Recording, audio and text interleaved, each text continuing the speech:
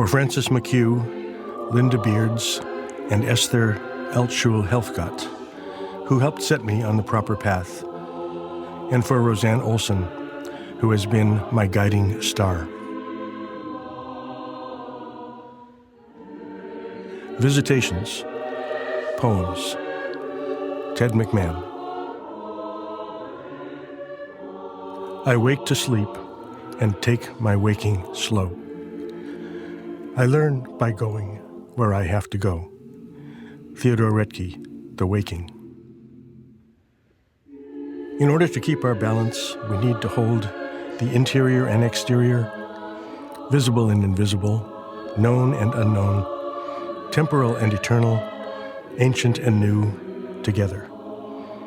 No one else can undertake this task for you. John O'Donohue, Anam Cara.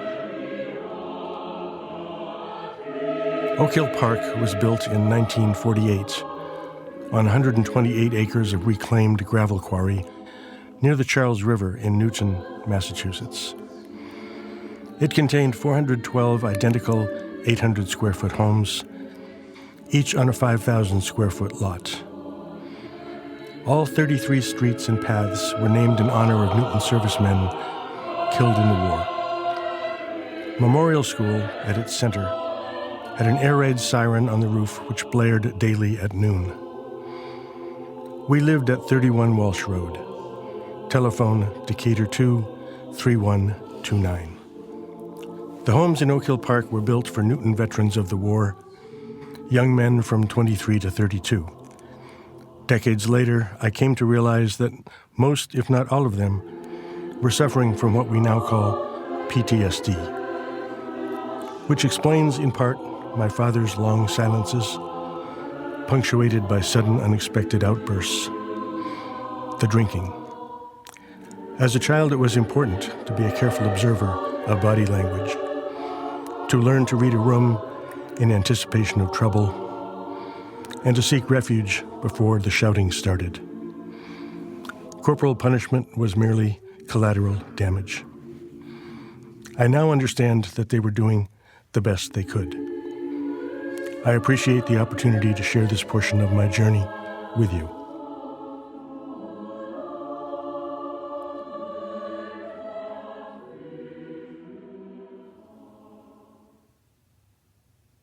In the dream, I cut my wrist. It opened like a mouth along a keloid scar. No blood, but deep fascia was involved, required double-layer closure. It was like a page from Gray's Anatomy. I couldn't feel it. I'd have sutured it myself, except I never had the knack for one-hand knots. Then I thought of poetry, of how the line should flow crimson with feeling. The wound blinked, closed then, like an eye. I got up and wrote that down.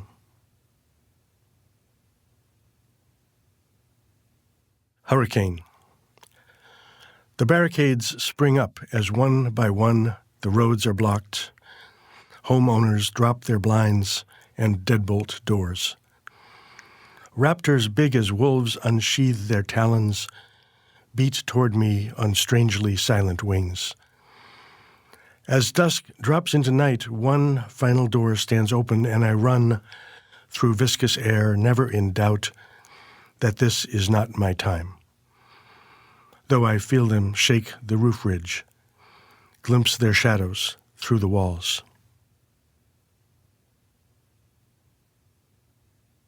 Bear hunt.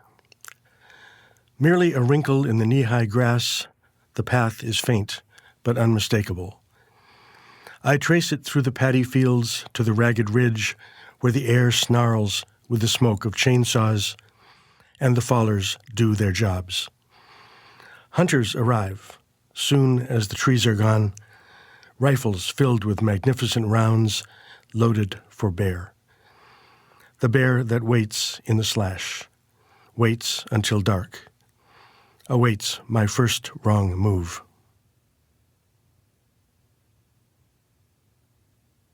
For my grandfather. The wind flows cloud across the burren. flows across and scours exposed bones of the world, while the morning bells fade in the distance above the high crosses. On a morning much like this one in the wind-chopped bay, a steamer headed west out of Galway City, a boy of 15 on deck, alone. A boy in a poorhouse coat, ill-fitting hat, a blue star for starboard tattooed between thumb and finger of his right hand, a green anchor for port on his left. Steady in his gaze, gray curtains of cloud, gray stone, and the gray-green sea melt together, form his last look at this land.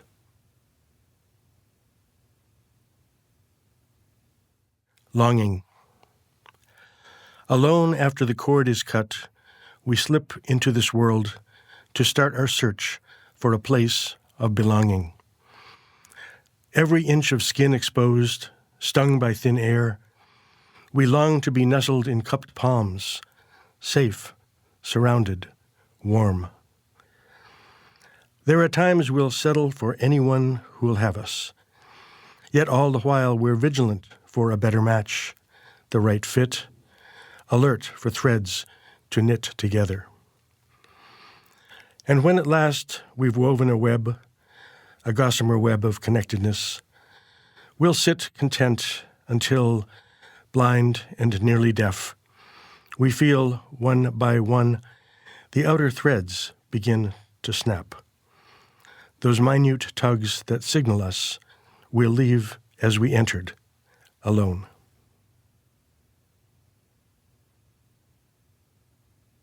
All green lights from here. Dense fog on the dark drive after work blurs traffic lights to soft green globes, floating out of nowhere, hanging above blind intersections, signaling the go-ahead, my safe passage home. I trust them like a trail of crumbs, a beaded thread to guide me through this near-miss maze, and trust those other drivers all to stop as their respective crimsons flare. And this is how it goes from block to block, in second gear, alert for every greeny glow, each a gate into the next small segment of my brief journey, and the next, and the next, and the next.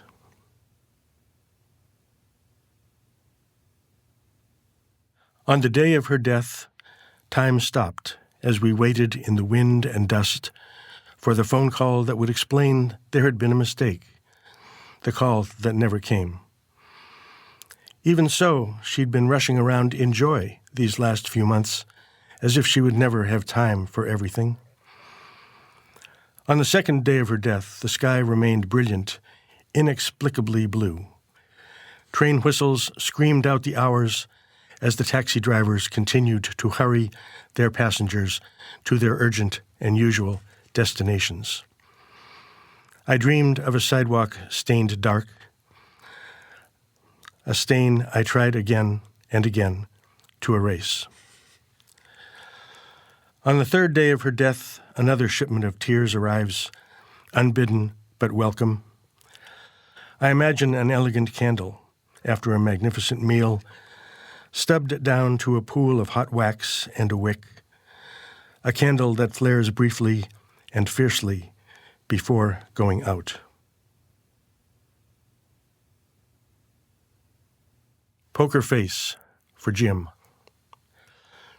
You say you've been dealt a bad hand, aces and eights, then straight to surgery where your viscera were cut, flushed, and folded back in place. This ups the ante. You, who've held all the chips, have known no limits, now declare just how you'll play out this hand. You never bluff. And as I see you shuffle down the hall toward chemo, doubled up, risking it all, we're 52 again, each with a full house. You raise. I'll call.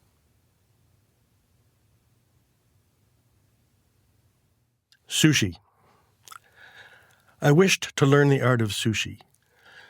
I told my teacher so. He said, First, learn the art of growing rice. Harvests later, I approached again. Teach me to make sushi. He replied, now learn the art of making knives. For a decade, I crafted fine blades. Back at the master's feet, I asked again, learn the art of catching fish, he said. Finally, I returned, a silver-haired fisherman. I have done as you required, I said. Now, teach me to prepare sushi. What have you been eating all these years, he asked. Rice, of course, and whatever bit of fish sliced fine the day's net brings. Sometimes only seaweed. Sit here, he said. The rest I can teach you in a day.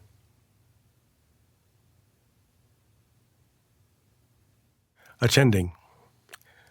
So sleep, small and feral, scurries about the floor of a dark kitchen, eludes me as the buses roar by on the avenue along the light rails of their headlamps, and I wait for the release of sleep. As a young man, I could not sleep when it was my night on call, or the night after that night, or the night immediately before. Babies fled to the far side of their steel-barred cribs when I approached, out of the dark, with a white tray of sharps, intent on settling with them and returning to sleep.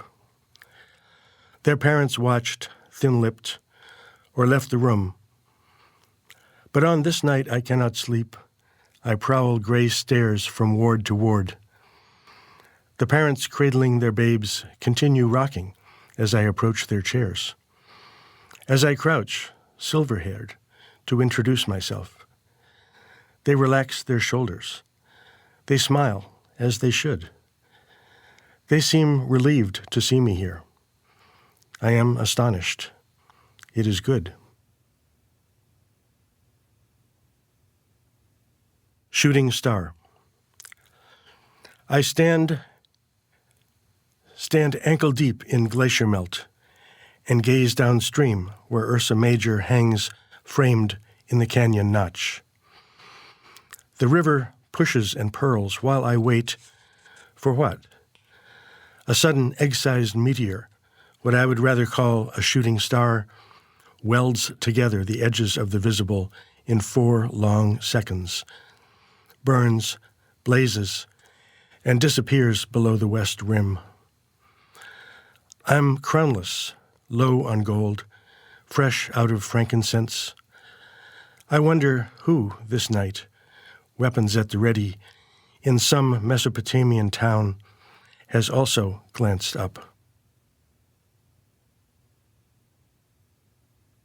Connemara. The path threads up the Mam to the low divide between 2 peaks. The 5 streams trickling down run rusty red as blood from the wounds of Christ. The peaks have disappeared within that same thin mist that moistens the rough stone chapel, that coats the cairns that mark the 14 stations of the cross. It is right that I bear in mind my grandfather Matthew, Dublin born, for in all his life he had no one to carry him. As I near the top, the path levels, my burden lifts. We climb together the last few steps, the 2 of us holding hands. Séance. You return to me in the morning garden, shaded by hemlock and hawthorn, as granules of brown sugar dissolve in my tea. The pond is still, our old canoe inverted by the dock. Now the lab puppy is grown and delights to chase deer from the vineyard, but stops just short of the trees. A crimson tracery of ferns illuminates the stubble of the far field. In this thin place, your world and mine nearly merge. I see you through that veil. Soon you'll see me. Point of departure. I must prepare for a journey that may begin at any moment. I am feeling around in the dark for my clothes without knowing whether to pack my wetsuit or the mosquito netting. An old black Packard waits outside with darkened windows. The hood is raised. It is raining, the stubble field crazed with ruts from other journeys. As I drive away, I hear the points of view of invisible friends who fill the back seat. They seem worried about excessive speed, though the tires hold the pavement like they're glued. Surf breaks blue and green across the road. Soon we'll stop for breakfast. And the shelves are bare of food.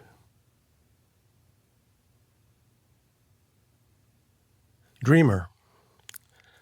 For a woman of 93 years with arthritic hands and advanced dementia, she eats her soup quite well. When she is finished, she looks up brightly and cries, "I'm done."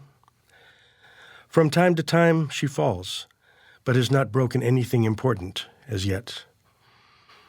After lunch, she roams her room, wheeling her walker, and exclaims again about seeing the men in black. She asks if we see them too. She is losing weight. We wonder if she has reached that thin place familiar to those near death. As she circles, she sings softly, "Row, row, row your boat gently down the stream. Merrily, merrily, merrily, merrily. Life is but a dream." Pilgrimage for Carolyn. On the final day of my journey, I stood stunned and blinking in the dust of the cathedral square, twin spires towering up. I stood on the cool stones for hours on my blistered and bleeding feet, until I took my place at a small barred window. A young woman with downcast eyes asked for details of my journey. I recounted them, haltingly. My pride of accomplishment, the times I lost my way, lost hope, accepted some small offer of assistance. And yes, I told her, I had walked the full 100 kilometers that were required. 100 miles, in fact, in my own currency of reckoning, to be assured of my full measure of grace. Sorrowfully, she shook her head, and in a dialect I barely understood, she said, "Yes, but did you walk the last 100 kilometers on the way to the cathedral? The rules," she said, "are very clear on this." No, I said truthfully, I had not, but my intention and my understanding were plain. She was sorry. Later, in the soaring cathedral, I cried as I watched 6 men swing the huge censer of incense, the Buta Fumiero, across the nave. I cried, and not until days later did I recall that one morning in the midst of my journey. I had paused in a village churchyard to touch the scabbed wood doors of the poor chapel reserved for those pilgrims unable to endure the entire journey. I had touched those doors with their promise of salvation, I remembered, that morning when I was still confident, my feet strong, my path sure. Scat. I see you have walked this trail in the early shadows, your belly full of July's berries. I look above for you, but do not see you among the steep black rocks. Nor do I see you in the cool shallows of the creek below. Nothing moves except water over creek boulders, the willows wind dancing. I do not see you, hungry one, as I walk 3 miles here alone. Perhaps you see me. Momento Mori. Ouroboros, a usually circular symbol depicting a snake swallowing its tail, as a symbol of wholeness or infinity. Family and close friends only, The mourners have yet to arrive. Alone in a silent room, his hair and nails still grow, his skin flawless, translucent as a gesso wash. The biopsy scars barely show. One lacked clear margins. Years ago, the report misfiled and overlooked. Tumors pulsed red within this envelope, cooling like ash-covered coals. The merest pressure of the scalpel opened the capsule, and there, at last exposed what had been a momentary defect, a defect embedded in genetic code, now generations old, Ouroboros.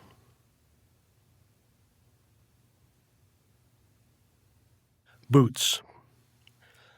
It wasn't like her dad not to show up for dinner, so after several hours, she reported him missing.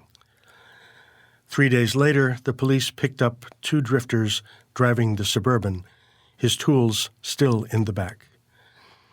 They confessed they'd killed him for the truck and told them where. Later, after she returned from the morgue, she said it wasn't as if she expected him to live forever. She was even okay when they uncovered his face for the ID. What really got to her, she said, was the sight of his small white feet sticking out. They looked so lonely. She couldn't recall ever seeing them out of his boots before. Song for a Soldier. Some say, do not go gentle, but you know that thin divide between the darkness and the light. You've skated on that edge. You've lived in both. This card you've drawn is not the one you chose. A soldier true, you've mounted a brave fight. Lay down your arms. You will not be alone. I call each week. Sometimes you don't pick up the phone.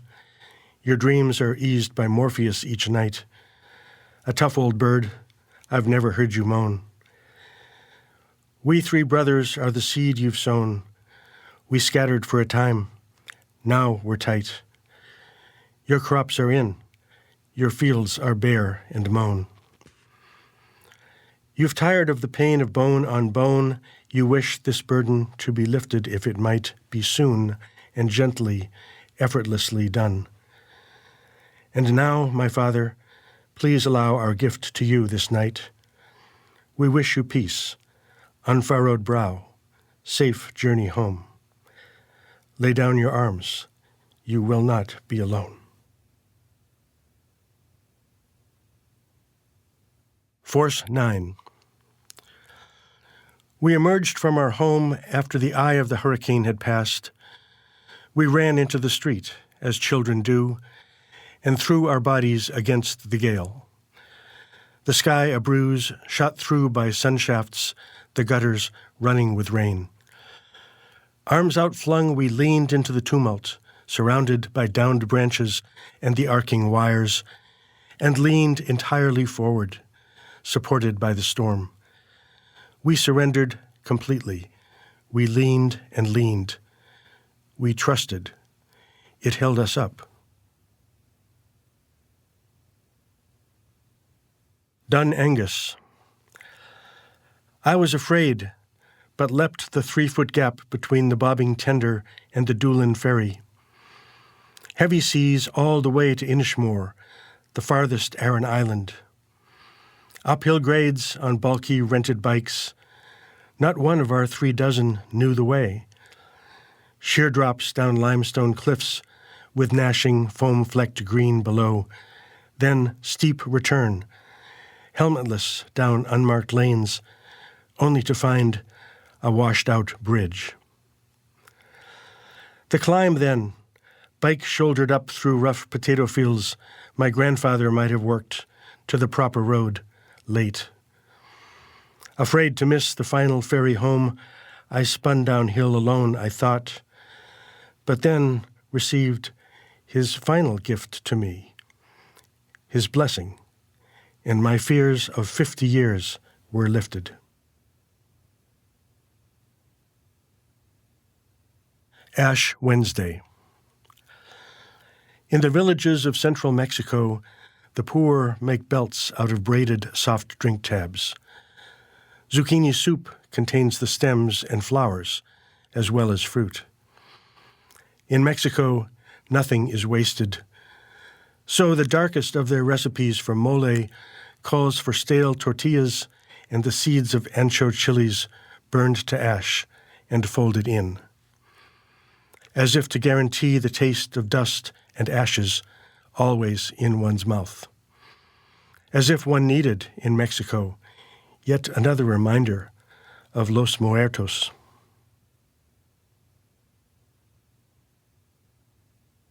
National Canyon, Day 16. For one moment, all I hear is the beating of my heart and the timeless exhalation of the canyon walls. 3 curves erased the river roar. 1 turn more, the burble and plash of the side canyon stream. Raven cackles, catclaw acacia motionless.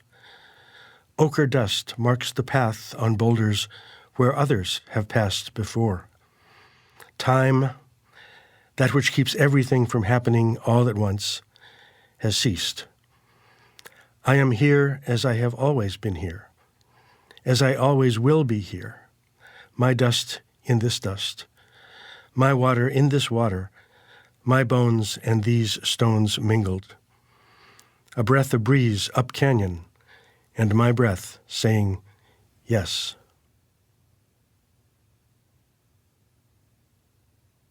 Afferent Receptors, for Sue.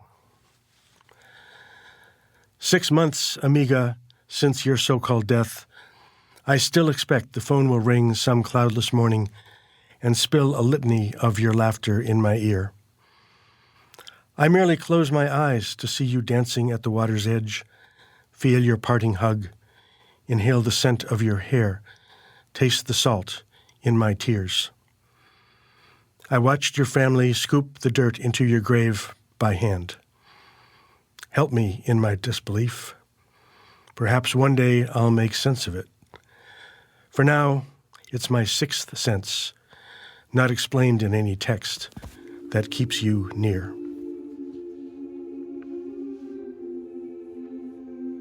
Acknowledgements. Grateful acknowledgement is given to the following publications where these poems have previously appeared. Archives of Pediatrics and Adolescent Medicine, attending. Chrysanthemum, Pilgrimage. The Comstock Review, In the Dream. The Journal of the American Medical Association, Longing, On the Day of Her Death, Poker Face, Ash Wednesday, National Canyon Day 16, Afferent Receptors. Rosebud, Boots, and Sushi. Gratitude. My heartfelt thanks to the unique community of Seattle poets. You know who you are, including the Derlin Poets, Easy Speak Seattle, and my former colleagues at Floating Bridge Press. This project was supported in part by a 2004 Artist Trust GAP grant. About the author. I was born in 1946 to second-generation Irish parents and grew up in Oak Hill Park, near Boston, one of the many post-World War II planned residential developments. I graduated from Williams College and Duke University School of Medicine, completed a residency in pediatrics at Children's Orthopedic Hospital, now Seattle Children's, and practiced outpatient pediatrics in Eugene, Oregon, and later Seattle from 1976 to 2014. Since 1998, I have channeled my love of language into poetry. My poems have appeared in the Seattle Review, the Comstock Review, and the Journal of the American Medical Association, among others. My chapbook, First Fire, was published in 1996, and my full-length collection, The Uses of Imperfection, in 2003. I received a Jack Straw Fellowship in 2003, an Artist Trust Gap grant in 2004, and have served as an editor at Floating Bridge Press and the online journal Bracken. Since 1986, I have lived in Seattle's Wallingford neighborhood with my wife, Roseanne Olson, photographer, musician, and artist.